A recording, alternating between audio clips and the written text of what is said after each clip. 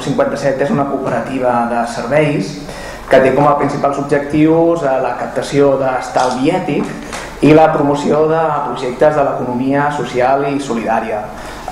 Com podeu veure, en els últims anys hem tingut un creixement bastant important. La darrera columna, de fet, correspon únicament al primer semestre del 2011.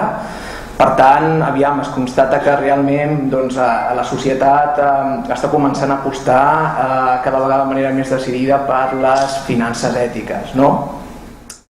El que intentem d'alguna manera és compaginar aquest creixement en xarxa amb el desenvolupament local. Per això hem decidit un grup de persones, de socis del Barcelonès Nord, que comprendrien els municipis de Badalona, Santa Coloma, Sant Adrià, crear un grup promotor per intentar captar estalvi ètic en aquests municipis i també que generessin projectes de l'economia social i solidària en aquestes tres ciutats, amb la vocació, aquesta que us comentava, d'intentar créixer des de la base i cap a la base i enfortir les relacions amb el territori.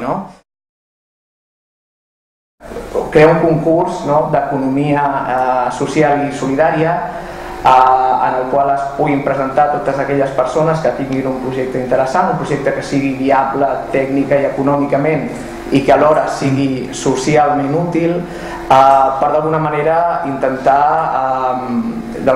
col·laborar a disminuir l'atur en aquestes tres poblacions que, com sabeu, històricament ja han tingut bastants problemes a aquest respecte. Que sapigueu que si algú està interessat a presentar algun projecte, és obert a tothom.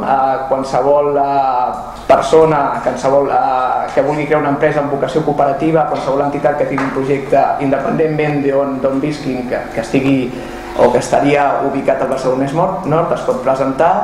Fins al 15 de juny es poden presentar propostes i al cap d'un mes o així sortirà ja el resultat del concurs. Tots aquells projectes que siguin avaluats favorablement per la Comissió Tècnica i la Comissió Social del COP tindran dret a una tutorització i a un crèdit preferent de la cooperativa. I finalment, per acabar la meva exposició, la reflexió que volia fer jo a nivell personal és que és molt important la difusió de persona a persona. Nosaltres que treballem en el món de l'economia social o que ens movem en aquest món, crec que és una eina molt important el contacte directe amb les persones. Ja sabem que no sortirem als mitjans de comunicació massius, però crec que el tet a tet, sobretot en un món tan mediatitzat com el d'avui, és molt important.